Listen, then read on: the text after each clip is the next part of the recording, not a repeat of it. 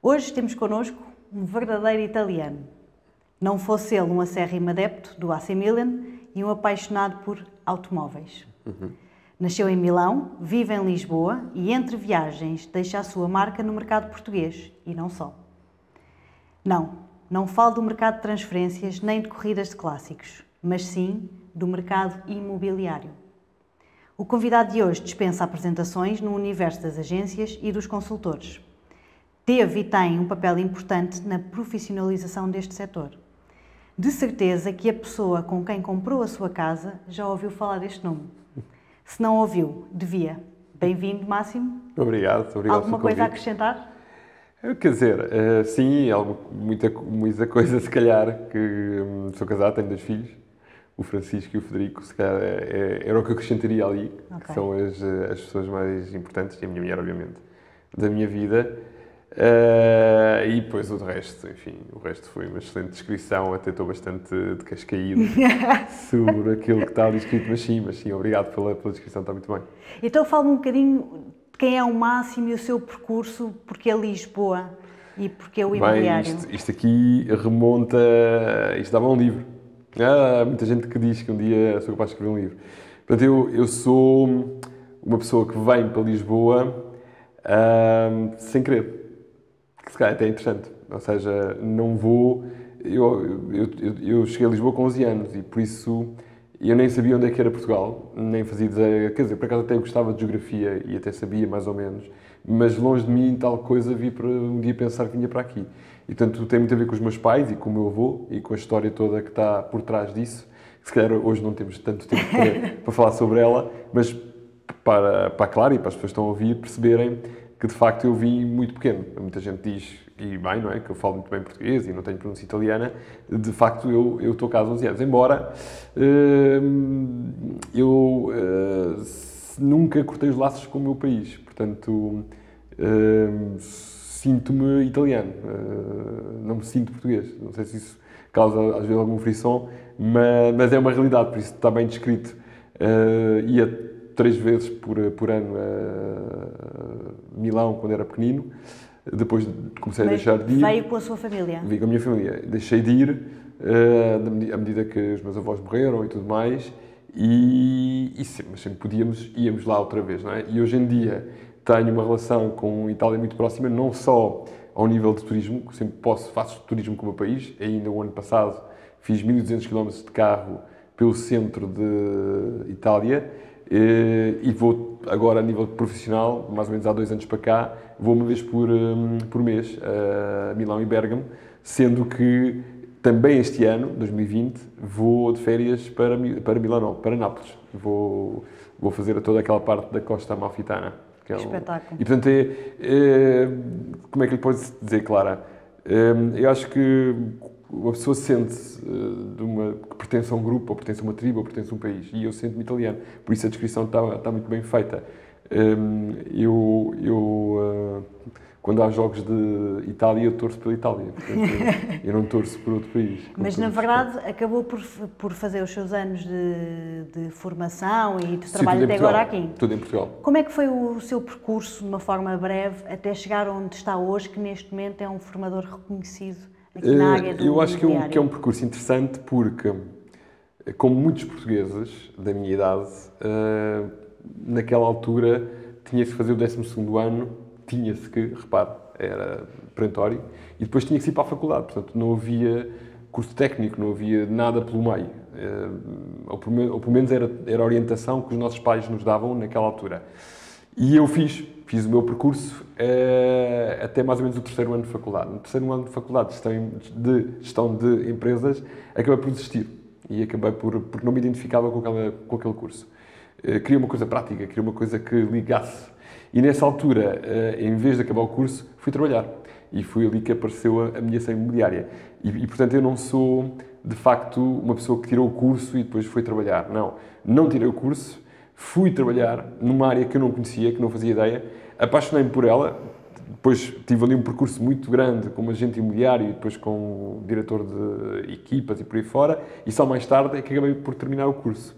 Tinha muitas equivalências do meu 3º ano de gestão de empresas e terminei em gestão imobiliária porque fui à procura, no fundo, daquilo que acabei por encontrar, que foi esta paixão pelo imobiliário. De fechar provavelmente um ciclo da formação na área... Exatamente. Depois, dentro do imobiliário, desenvolvi esta capacidade de comunicação, de formação e por aí fora, e o último curso, digamos, tive inúmeros cursos técnicos, obviamente, mas o curso a nível de faculdade foi a pós-graduação em branding. Porquê? Porque o branding está muito ligado também ao branding pessoal, à marca pessoal, ao que eu faço, e eu sempre gostei de marcas.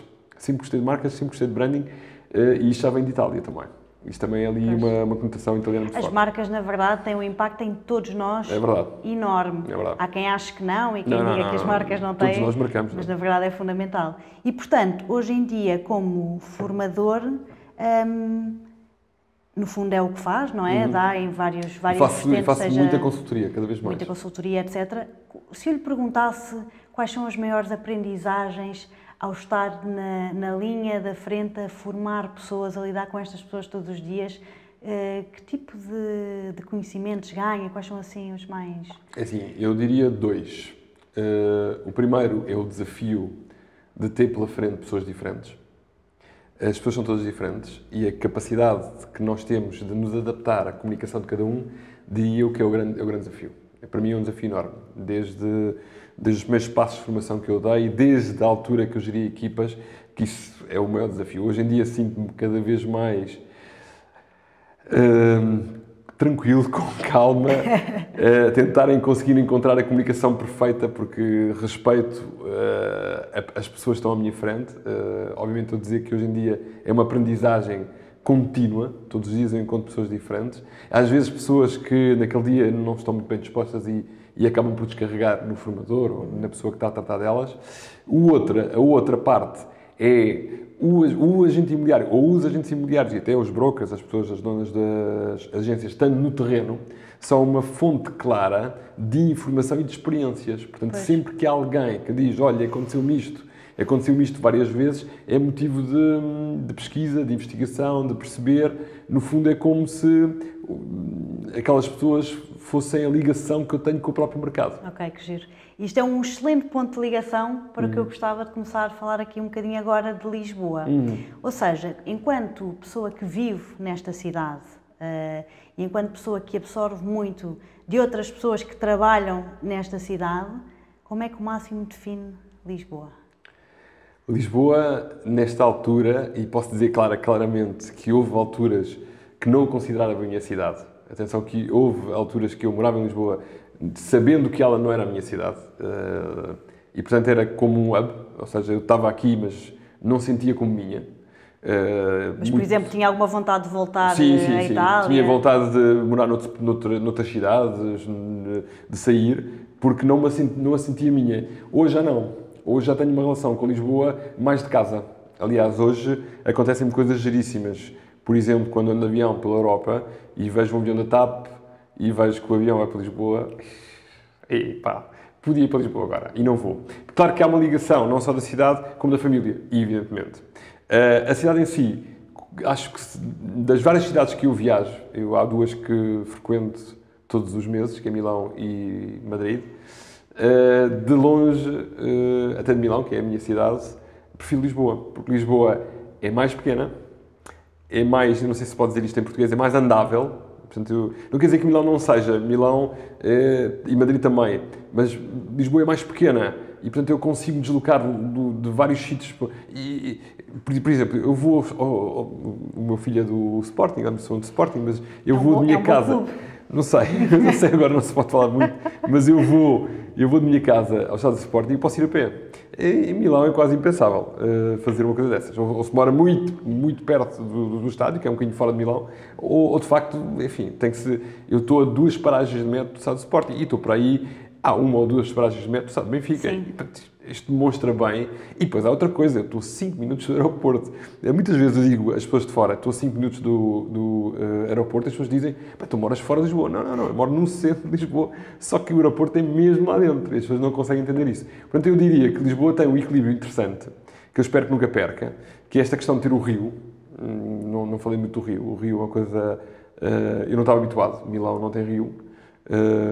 Madrid também acaba, Madrid não tem rio, Sim. e de facto uma cidade com o rio dá-nos uma dinâmica diferente, um cheiro diferente, por exemplo.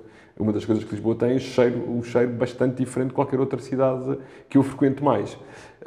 Depois, sendo pequena, dentro da sua desorganização, mais organizada. Depois tem uma coisa gira, tem partes da cidade mais novas. Quando digo mais novas, não vamos à Expo, vamos falar mesmo das avenidas novas, períodos como os anos 60, como os anos 30, como os anos 40. Sim. E depois tem coisas de séculos, ou seja, como a Alfama, com os bairros históricos. Essa mistura entre os árabes, por exemplo, e as várias culturas que passaram por aqui, torna-se uma cidade de facto muito interessante. Mas, volto a dizer, muito interessante para morar. E, obviamente, dentro da cidade, para mim, Alvalade é o melhor sítio. Alvalade e Avenidas Novas. A morar, não para se trabalhar? Eu faço as duas coisas e dou muito bem com isso. Volto a dizer, ela é pequena. Eu, há pouco, antes de entrarmos no mar, eu disse-lhe que muitas vezes calha eu ir a um cliente a pé. Pois. E estamos a falar de uma distância, às vezes, 1 km ou 2, portanto, não é assim um cliente muito, muito perto. E venho, vou e venho. Sim. E não preciso de autocarro, não preciso de andar de metro. E, aliás, faz muito bem andar a pé. Não sou grande adepto da bicicleta, acho que isto é o vício imobiliário, ou andar a pé, eu consigo observar os prédios, consigo observar as obras que estão a fazer e as outras que não, consigo observar as pessoas que estão em determinados sítios, noutros sítios não. Isto quase seria posicionamento, isto quase seria prospeção, digamos assim. Mas é isto que, já no outro dia postei uma frase, por acaso não é minha, mas que eu concordo plenamente, que é do Gonçalo, que diz: para conhecer uma cidade, só se pode conhecer uma cidade andando a pé. Sim. Se conseguir andar a pé, conhece bem a cidade. Então, Lisboa tem esta capacidade. Embora, também lhe posso dizer que a calçada portuguesa, às vezes, para os pés não é muito bonita, interessante. mas não é muito Exatamente.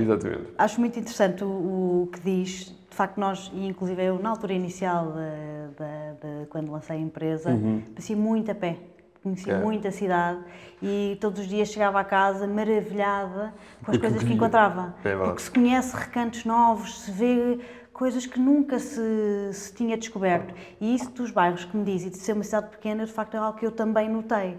Que passamos, e inclusive eu cheguei a desenhar um mapa sobre os bairros todos que existiam, e é muito engraçado que não conheço também outra cidade onde a pessoa passe de bairro para bairro para bairro para bairro, uma série de bairros diferentes, todos com uma cultura muito diferente, uns em declive, uns mais retos, quer dizer, a cidade toda de Lisboa é alto e baixo, mas é muito interessante, de facto, nós conseguimos fazer isso. E é giro que o Máximo Sequeira é uma das pessoas que já estará um bocadinho mais a olhar para a forma de voltarmos a usar, a andarmos a pé e outros meios, e não sermos tão carro-dependentes. Esta palavra não existe, acabei de inventar.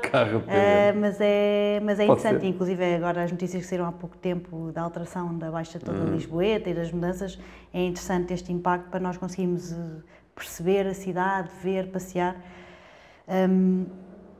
Como é que acha que tem sido a evolução desta cidade? Face a isto que nos descreveu, falar um bocadinho, especialmente nestes últimos anos, falamos desde o fim da crise para até agora, onde tivemos aqui uma subida muito grande do valor dos preços. Como é que foi a mudança na cidade em si? Aqui, se calhar, podíamos fazer uma análise, não é? Quer dizer, houve várias fases, eu lembro várias fases.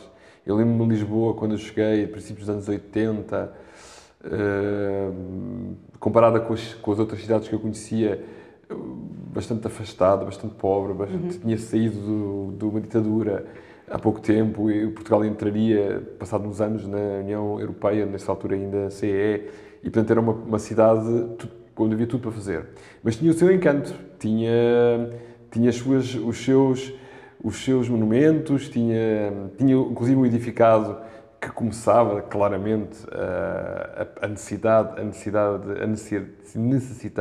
de reabilitação, e depois houve um período, no final dos anos 80 e dos anos 90, em que se começou a construir tudo aquilo que se podia construir. Chamamos-lhe assim. Ali, na minha opinião, fez alguns disparates. Eu posso até salientar na minha opinião, muito grande, até porque fartamos de escrever sobre isso em determinada altura, que é a demolição do Monumental. Eu não consigo entender, quer dizer, consigo, outras razões se levantam, provavelmente foram razões financeiras, como é que um edifício daqueles é deitado abaixo. A mim faz-me imensa confusão. Em Itália, em Espanha mesmo, ou em França e em Inglaterra, isso seria uma coisa praticamente impossível de se fazer. Estamos no coração da cidade, no momento, um edifício com uma história e aquilo ir abaixo. Aliás, aquela praça... Que acabou por acontecer a uns quantos edifícios. Sim, é tudo à volta. A Praça de Saldanha está desconfigurada, não é? Quer dizer, ela atualmente acho que vão outra vez fazer uma reabilitação qualquer ao Monumental. Mas também aconteceu no António Augusto Aguiar. Noutros sítios. Também aconteceu, sim, exatamente. Depois, houve um período difícil, não é? Digamos, foi-se construindo, foi-se fazendo, a reabilitação sempre muito mal feita. Se tivesse cá o meu professor de reabilitação, diria isto não é reabilitação, isto é reconstruções ou remodelações, até em termos de perdendo identidade de muitos prédios. E depois ganha uma nova vida, depois da Troika, digamos assim, onde realmente vem mais dinheiro, mais investimento, mais dinheiro estrangeiro. Lisboa entra no rol da moda e a partir daí da moda como cidade e a partir daí, de facto, começam-se a ver algumas obras interessantes e esta reabilitação mais urbana, como é a questão das ciclovias e tudo por aí fora, que tornam esta nova vida. Esta Lisboa hoje é uma Lisboa muito mais interessante, na minha opinião, que essas Lisboas que eu descrevi, porque talvez por isso é que também me identifico mais com ela. Agora, ainda há muito para fazer. Eu moro na Armindo de Reis, no Arieiro, é uma avenida que é muito longa, vai até lá abaixo, e a partir da Alameda para baixo, se formos ver o edificado e a parte social, enfim, há muita coisa para fazer ainda a esta cidade. Nesta altura, nos últimos anos, está a ganhar, ou ganhou uma vida nova, entra na moda. Eu tenho muita gente que quando falo em Lisboa, por exemplo, quando vou à Espanha, quando vou à Itália, eu até nos Estados Unidos falo em Lisboa, as pessoas dizem, Lisboa, fantástico, moras em Lisboa, brutal. Eu, há uns anos atrás, ninguém dizia isto. Quando eu dizia que morava em Lisboa, a ideia era, onde é que mora? Aquela cidade lá ao fundo e tal. Sim, é engraçado e não sei o quê. Mas agora toda a gente acha, portanto, está na moda. E, portanto, acho que ela teve aqui várias fases daquelas que eu passei, não é? Porque, provavelmente, houve outras no passado. Sim. De facto, sim, eu acompanhei mais proximamente desde a mudança da lei do arrendamento, que foi quando nós entramos especificamente no mercado, e que se notou esta possibilidade então do reinvestimento da cidade, etc. Claro. Mas de facto também há bom português, há muita coisa às vezes que não está organizada, claro, ou que não está bem pensada e que às vezes as coisas têm que ser um bocadinho mais tarde, não é? Eu sinto que agora, não sei se o Máximo sente, de repente, é mais recente começarmos a ver as ruas a começar a existir outra vez. Eu sinto que ainda há um caminho muito grande para fazer. Há uma outra coisa que eu também não gosto da cidade. Assim, fala das ruas, portanto, eu sou uma pessoa que veio de uma cidade como Milão, que é uma cidade fria, muito quente de verão, mas muito fria de inverno, mas as pessoas passeiam na rua. E esta questão dos centros comerciais, a mim sempre fez muita confusão. Faz-me confusão ao Colombo, eu não consigo ir ao Colombo, de vez em quando tenho que ir por necessidades. Faz-me confusão toda a obra do Campo Pequeno, como é que ela foi feita com aquele centro comercial, que na minha perspectiva não tem interesse nenhum. E entre outros tantos comerciais que Lisboa tem. Por exemplo, o Campo Pequeno, o exemplo do Campo Pequeno. O Campo Pequeno tinha um projeto fantástico de ter uma série de restaurantes à volta, que à noite aquilo ia ser tipo Espanha, não vai mal. Sim. Não acabou por não acontecer, não é? Quer dizer, existe, mas meio não, perdido, não é aquele quente, não é aquela pessoal. coisa fantástica que se pensava que ia ser. Usa-se o centro comercial, que eu acho que é mais um centro comercial. Mesmo assim, o centro comercial, que eu acho, que acho que se renovou muito bem, foi as Amoreiras. As Amoreiras acho que é um ícone da cidade nesta altura. Tem mais de quantos anos? 30 anos, 20 e tal anos, 30, não sei, que eles já fizeram 30 anos. Sim, faz 35, 35, se não me engano. Já estamos a ficar mesmo, eu por tem a idade da minha irmã mais velha. E que soube-se reinventar. E acaba por ser um ícone da própria cidade, inclusive as torres, que são todas feitas por Taveira na altura. Sim, ainda. E é um marco para quem mora em Campo Torico, em Campo Lido. É verdade, eu acho que os ímãs já devem ter as Amoreiras como ícone, acho. Não, mas um dos grandes motivos para isso também ter acontecido era o bloqueio que a lei das rendas veio alterar face ao possível investimento, mas, de facto, etc. O centro comercial é um centro comercial pequeno, comparado com os outros, que cresceu e desenvolveu-se nos anos 80.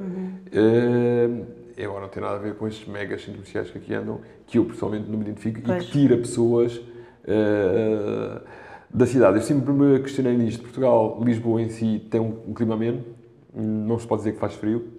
No verão, também às vezes não tem aquelas temperaturas Pois. que, por exemplo, existem em Madrid e Milão.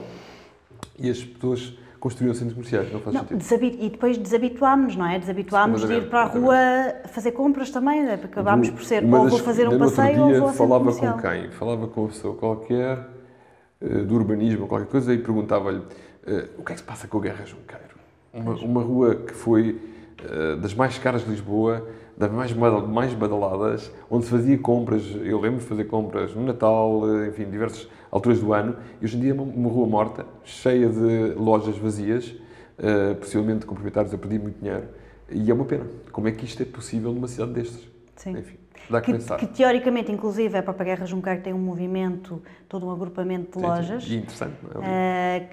Sim, exatamente, mas mesmo assim não conseguiu ainda fazer esta mudança. É preciso, muitas vezes, é preciso que haja 1, 2 ou 3 grupos ou bem empresas maiores que queiram apostar para ser centros para outras lojas quererem vir estar à volta. É verdade, mas é uma pena. Mas eu tenho confiança que vamos voltar a ter. Temos alguns exemplos em Lisboa, poucos, como Campo de Ourique, por exemplo, que é um exemplo muito bom de rua. De resto, além do Chiado, também não existe muito mais, não é? E o que é que sente em relação... Estamos aqui numa fase em termos de imobiliário, onde os preços começam a ajustar. E que, pelo menos na minha ótica, não se prevê quebras, descidas, prevê-se manter em ritmos altos de transação, mas há aqui um ajustamento. Em que fase é que estamos, ou seja, comparando ao mercado internacional, chegamos a um ponto em que estamos neste momento equiparados, ou seja, onde é que eu quero chegar? Não estou a fazer muito fácil de explicar. Portanto, chegamos aqui a um topo. Este topo significa que, se calhar, não conseguimos subir mais do que isto. Porquê? É porque, comparativamente, internacionalmente, já não estamos mais competitivos do que os outros, já nos equiparamos, ou ainda acha que podemos continuar a subir? Outra coisa que eu acho sempre, não sei se não leva mal a crítica, mas eu acho que Lisboa não tem que se comparar com ninguém. E esta questão sempre de dizer, agora o Paris... Esqueçam, são realidades diferentes, são mercados diferentes. Lisboa tem que pensar, e Porto, e Portugal tem que pensar no país em si. Não vale a pena comparar com outros. Não queremos ser outros, queremos ser aquilo que somos. Posto isso, na minha opinião, chegamos a este ponto que, de facto, a procura não consegue suportar os valores que a oferta dá. Quer dizer que o mercado chegou a um ponto que vai ter que, os asking price, os valores pedidos vão ter que descer, e eventualmente já estão a descer, o tempo de absorção vai aumentar, ou já está a aumentar. O mercado imobiliário é lento, e há muitas pessoas que não percebem isso. Mexe-se de forma lenta, quer dizer que nós ficamos alguns anos a subir, como tínhamos ficado alguns anos a descer, e se calhar vamos ficar alguns anos a manter. E depois não sei se, possivelmente, se desceremos. Mas isso é a dinâmica normal de qualquer cidade. E eu acho que o mercado português está, como qualquer outro mercado, a fazer os seus ciclos. O que é que virá agora? Bom, se houver, de facto, alguns milhares de fogos a entrarem pela cidade adentro, a nível de construções novas e projetos novos, pois possivelmente os valores dos usados irão começar a descer com uma certa naturalidade, havendo oferta nova. É uma coisa que não é futurologia, é uma coisa que já aconteceu há uns anos atrás. E, portanto, é natural que isso possa vir a acontecer outra vez. Então, eu não vejo isto como que horror, vamos descer, que vamos subir muito, estamos melhores que outros países. Eu não vejo muito isso. Eu acho que isso é o ciclo normal de qualquer uma dinâmica de cidade imobiliária. Portanto, não devemos estar aqui preocupados. Também com comparações. É muito difícil fazer comparações. Eu, às vezes, vejo pessoas a compararem-se com Madrid ou com Milão, mesmo assim. São dinâmicas diferentes. Madrid tem 6 milhões. A Grande Madrid tem quase 8 milhões de habitantes. É incomparável. Não faz sentido. Paris tem uma ótica completamente diferente da cidade de Lisboa. Se me pergunta, o investidor estrangeiro, pois, sim, aí podemos ter uma certa comparação para perceber se... Mas o que é que nós podemos oferecer? Olha, podemos oferecer aquilo que tu dissemos, uma cidade pequena, uma cidade gira, uma cidade interessante para andar, coisas que eles de facto não têm nessas cidades grandes. Eu, por exemplo, quando vou a Madrid ou quando vou a Milão, para terminar uma reunião, para apanhar o avião, eu tenho que gerir o tempo, eu tenho que pensar que demora 1 hora e meia para ir para o aeroporto. E, portanto, Lisboa não tem isso. E, portanto, esses pontos, se calhar, são muito interessantes. Depois, Lisboa tem um mar, e não é um mar qualquer, é um oceano Atlântico. Ou seja, eu não vejo essa comparação com outras cidades. Eu vejo pensar na cidade em si, onde é que estamos, o que é que poderá acontecer, numa ótica da mediação imobiliária. Basicamente, os agentes terão que se adaptar aos novos mercados que por aí vêm, nos investidores. Pois haverá investidores que já fizeram as suas contas, há uns que já saíram do investimento, há outros que têm outro tipo de investimento, e, portanto, esses têm que se preocupar mais sobre os ciclos, os agentes imobiliários não tanto. Pois, mas usando a sua experiência em outros mercados internacionais, o que é que sente face ao luxo em Lisboa e em Portugal? Eu pessoalmente sinto que ao luxo. Ainda estamos bastante longe de nos desenvolver dessa forma e nos marcarmos como uma cidade... Eu diria duas coisas. Para já não existe luxo em Portugal. Não sei se arrisco esta minha... Eu concordo. Pronto, não vejo assim... enfim, houve uma venda agora recente, uma compra do Cristiano Ronaldo, não é? Por 7 milhões. Uma penthouse magnífica. Parece que foram mais não do que 7. Não me importava de comprar. Mas vamos pensar que foram os que veio para a imprensa, falava de 7 milhões, e quando esta notícia saiu para a imprensa internacional, seja em Madrid como em Milão, que são Milão não, Itália, com os dois últimos países onde o Cristiano teve, toda a gente dizia, mas 7 milhões. Não é 7 nada. milhões não é nada, isto não é luxo, isto não é nada. Existem não sei quantos imóveis com muito maiores, com muito mais luxo em qualquer uma dos dois países. Por isso não há de facto luxo. Se vai haver, eu diria, e precisamos, se calhar não precisamos, se calhar não temos que ter luxo, quer dizer, não sei o que é isto de luxo. O ano passado estive em Los Angeles e de facto ali há luxo. Eu estive com pessoas que transacionam imóveis em média de 10 milhões de euros, portanto estamos a falar de mercados completamente diferentes. E eu gosto de pensar que não existe e que não necessitamos de luxo para ter... A Madonna vive cá. A Madonna vive cá, certo. Não é? E vive bem, segundo eu sei. A parte onde eu discordo é para atrair também um certo tipo de luxo a pessoas, temos que também ter algum tipo de oferta. Mas olha que, Clara, também vou dizer uma coisa controversa. Hoje em dia, cada vez mais, o luxo é ter a privacidade, ter a possibilidade de andar na rua sem trânsitos. Porque, reparem, em LA, eu não posso andar eu tenho que ter um helicóptero. Se não tenho helicóptero, não consigo andar. Não, mas por si só, Lisboa já é um luxo só por causa disso, mas claro. Esse luxo, Madonna vive cá, a gente sabe que ela está cá. Ou mas vivia, ainda vive. E ainda há pouco tempo, não sei se eu postei no outro dia, comprou as botas da Joana Ornelas. Pois foi. Comprou as botas da Joana Ornelas e eu perguntei à Joana, mas como é que ela chegou até a ti? Não, ela foi à net e comprou as botas da net. Ou seja, isto eu pergunto, nos Estados Unidos ela consegue fazer uma coisa? Nos Estados Unidos ela consegue, em Londres, em Paris, consegue ter esta capacidade de poder difícil. Sim. E aqui eu acho que eles vivem bastante bem. Sim. Porque vivem, no fundo, com as mesmas... Porque assim, o luxo pode ser encarado como uma simplicidade. Eu também entrar um bocadinho na ótica da oferta hoteleira, a oferta de restauração, etc. A oferta hoteleira é cada vez melhor, embora pecamos muito pelo serviço. Nós temos um déficit ainda muito grande de serviço. As pessoas não conseguem, ficam muito chateadas quando eu digo isto. Se a gente passar uns tempos fora, quando voltamos, vemos que o serviço ainda não é aquele que é. Por falta de muita formação. É verdade. Muita formação. E as pessoas confundem educação com formação. É verdade. Uma coisa é uma pessoa ser educada, fazer um sorriso, outra coisa é saber servir. No outro dia, num hotel de uma convenção, vi uma rapariga, que depois perguntei-lhe a idade, 16 ou 17 anos, portuguesa, a servir impecavelmente, com um sorriso, com uma atenciosidade. Esta rapariga é excelente.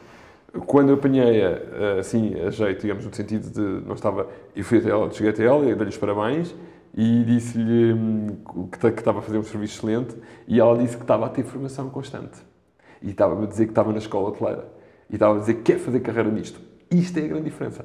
Será que isto é tão difícil de perceber? E mais, numa altura em que o turismo subiu tanto, em que de facto, digamos, eu não estou nessa área, mas deve ter tido de receitas, é a altura de investir em informação e há muito mais gente também a trabalhar nessa área. Exatamente, porque de facto era muito precário. Antigamente era muito precário o serviço em Portugal. Hoje ainda continua a ser bastante abaixo em relação a outros países. Na média, digamos assim. Giro. É uma das coisas que eu gosto quando viajo. Ultimamente não tenho viajado muito, mas gosto muito quando vou para bons hotéis ou bons restaurantes pelo mundo, de facto apreciar e aprender o tipo de qualidade de serviço que podem oferecer e que muitas vezes nós aqui não conseguimos ver. Pegando no serviço, entrando aqui só brevemente, associar o serviço ao consultor imobiliário. Ui, que horror! O que é que um consultor imobiliário deve oferecer? O que é que para o máximo é um bom consultor imobiliário nos dias de hoje, falando aqui para a nossa cidade de Lisboa? Para já, eu tenho que continuar a dizer isto, as pessoas continuam. Vamos para chamar-lhe agente imobiliário, Agente imobiliário. Porque de facto nós pensamos no consultor, e quando penso em consultor, ou faz consultoria, penso no Gonçalo e não penso no agente imobiliário. Vive-se muito esta questão, não diga agente, diga consultor. Não, efetivamente, formos ver, se transaciona e se representa o seu cliente, é um agente, não é propriamente um consultor. Um consultor faz outro tipo de trabalho, faz consultoria. Os profissionais do imobiliário, chamamos-lhe assim, o que é que a pergunta era o que é que eu acho sobre eles agora? Ou a evolução. O que é para si um bom agente? Olha, é alguém que percebe, entende, compreende, comunica bem com o seu cliente, respeitando, mas também dizendo-lhe a verdade.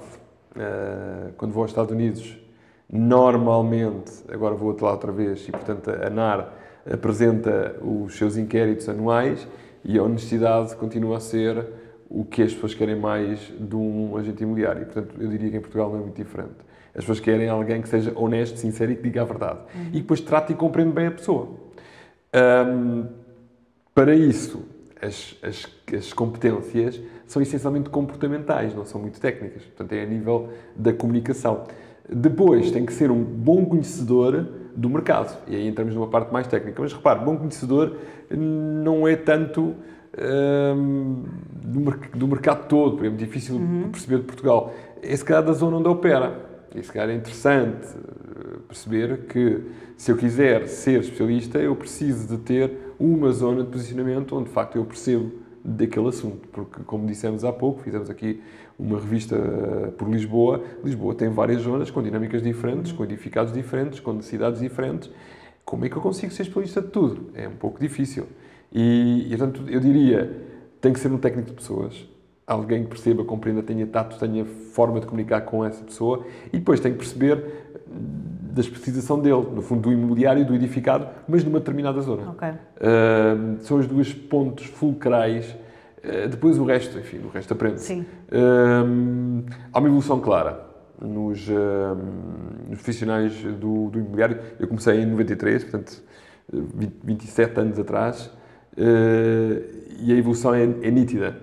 Muita gente diz, nós ainda estamos... Não. Se vocês soubessem o que era nos anos 90 e o que era hoje, agora, ainda há muito para fazer. Claro, obviamente, há ainda muito mais. E, normalmente, quando o mercado sobe muito, isto acontece nos Estados Unidos também, não é só cá em Portugal, quando o mercado sobe muito, atrai muita gente que não são propriamente profissionais, são pessoas que vêm tentar ter uma sorte, experimentar, têm o direito a isso, mas que não se cuidam tão bem ao nível da formação. Portanto, alguém que tem uma carreira, um projeto, essa pessoa normalmente cuida-se,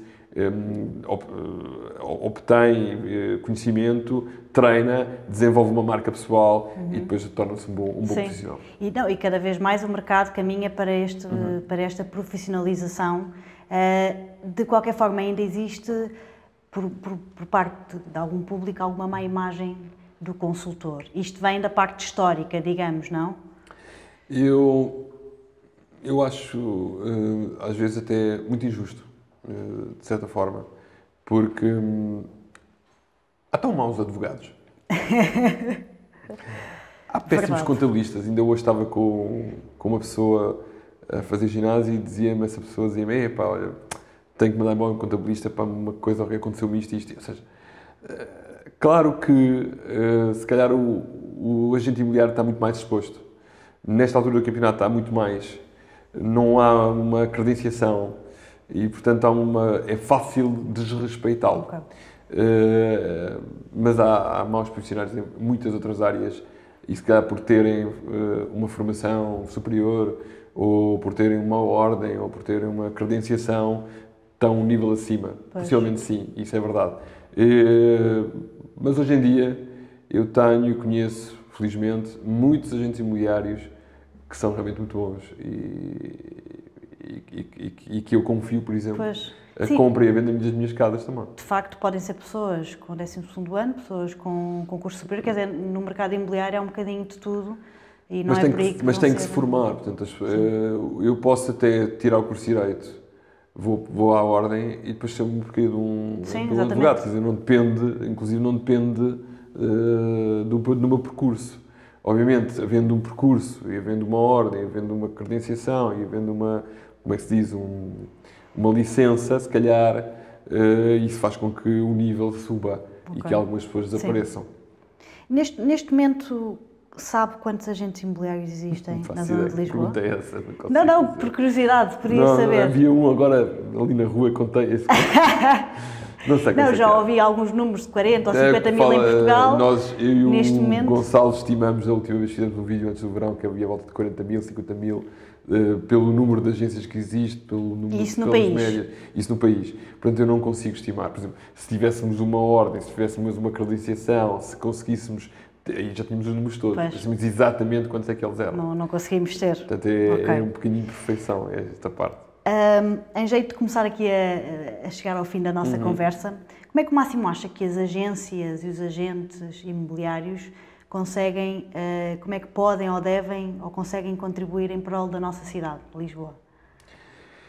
Eu diria que se eles fizerem zona, que é uma coisa que eu luto constantemente e que acredito plenamente, eles conseguem, fizerem zona, quer dizer que andam na rua, que andam na sua zona, que observam a cidade com os olhos diferentes, que comunicam com as pessoas que querem comprar naquela zona e querem vender naquela zona, eles têm uma fonte de informação enorme e que essa fonte de informação deveria ser dado provavelmente aos municípios e ao Estado em si para desenvolver estratégias de reabilitação. Portanto, o agente imobiliário profissional que se dedica numa determinada zona, numa determinada cidade, tem informação que ninguém tem, nem a net tem.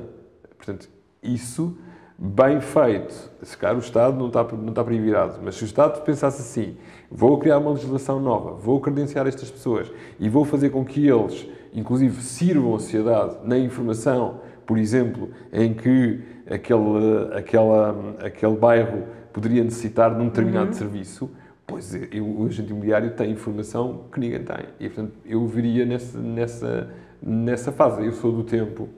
Não sei se hoje em dia ainda se faz, mas que urbanizadores, promotores, pediam-nos ajuda para perceber o que é que iam lá fazer. E porquê que pediam a nós? Porque nós éramos especialistas da zona e sabíamos o que é que acontecia lá todos os dias. Não sei se hoje ainda se faz, possivelmente não, mas é uma pena, porque o arquiteto, para fazer um bom projeto, precisa de informação. Um engenheiro, para ajudar o arquiteto, precisa de informação. O munícipe precisa de informação. E essa informação está nas pessoas todos os dias. O agente imobiliário pode ser um veículo tremendo para isso. Faz imenso sentido, claro, o especialista falar, porque no fundo é isso e deve-se recorrer a quem lá mora e a quem lá conhece a zona. Faz imenso sentido. Ok, acho que também já temos aqui uma conversa longa. Gostava, para terminar a entrevista... Queria-lhe então perguntar para nos falar sobre o projeto ou pessoa. Pedimos sempre aqui para nos falar de alguém ou de algum movimento que gostasse de falar e que tenha tido impacto na nossa cidade. Olha, eu tenho, quando começamos esta entrevista, até lhe disse que eram vários. Eu não lhe consigo dizer ao certo nem pessoa, nem projeto. Tantas pessoas que fizeram tanta coisa, às vezes projetos mais pequenos, às vezes projetos maiores. Eu não identifico um projeto grande, alguém que tenha mudado a cidade, e identifico, se calhar, várias obras interessantes do passado, algumas do presente. Definitivamente o incêndio do Chiazo e a reabilitação toda daquela parte, o contributo do Cisa Vieira ali foi um marco de facto importante para a cidade. Quer se queira, quer não, a transformação do aterro de Beirolas no bairro que hoje chama-se Expo foi outro marco importantíssimo da cidade, que muda de facto que já nem nos lembramos como já nem nos era. lembramos o que era. Eu estive em Beirolas, eu pisei em Beirolas, eu fui àquele aterro e àquela lixeira naquela altura, antes de sonhar alguma vez que de facto aquilo iria aparecer ali, um projeto dessa natureza. Mais no passado, o bairro São Miguel, aqui em Lisboa, um bairro a nível arquitetónico espetacular, um projeto muito bem pensado e hoje em dia ainda altamente válido. Sei lá, eu tenho tantas coisas, ou seja, eu, para dizer, não há de facto uma pessoa que eu diga, ei, esta pessoa foi a pessoa que... Não é a única, mas vamos sempre, há sempre exemplos interessantes. Há várias coisas que marcam, de facto, esta pessoa. Olha, eu lembro-me agora, uma pessoa que eu trabalhei, eu dou isto em formação, portanto, muita gente agora vai ouvir e vai dizer, ele está a contar aquela história outra vez. O Guilherme Pacheco, que ainda hoje faz mediação imobiliária e reabilitação imobiliária, foi uma pessoa que, entre na altura da sua vida, dedicou muito tempo à Alfama e reabilitou quase aqueles prédios todos. Ainda estamos a falar dos anos 90, princípios do século passado. Ainda nem se falava em reabilitação à séria e ele já tinha um marco ali. É uma pessoa um pouco conhecida, se calhar, mais conhecida no meio, e que, de certa forma, deu um input muito grande, um push muito grande àquele bairro que era Alfama, que era um bairro altamente degradado, e naquela altura, estamos a falar dos anos 90. Portanto, havia tanto, não lhe consigo responder, havia tanta coisa, e depois, por exemplo, vou-lhe agora, de repente, abre-se a minha mente abre-se. Eu casei na igreja de Loreto, que é no Chiado, que é a igreja dos italianos, e essa igreja fez, há 2 anos, penso eu, o ano passado, há 2 anos, fez 500 anos. Essa igreja fez 500 anos, foi reabilitada, mas à séria. Obviamente, com a ajuda do Estado italiano, claramente, mas é outro marco incrível da cidade. Aquela igreja que fica no Chiado, podem visitá-la quando quiser. Ou seja, há tantas obras que a gente podia falar aqui, felizmente, e portanto, acho que seria até injusto dizer só um nome e dizer é aquela pessoa e aquele projeto. Mas fala-me destes temas todos e dá-me aqui vontade de continuarmos a nossa conversa e de falar de uma série de coisas. Mas acho que sim. Máximo, obrigada por vir. Eu é que agradeço. Gostei muito de ter aqui. Espero ter contribuído bem. Eventualmente vamos continuar a ver aí em algumas formações, sim, etc. Exato, espero que sim. Está bem? Obrigada. Obrigado eu.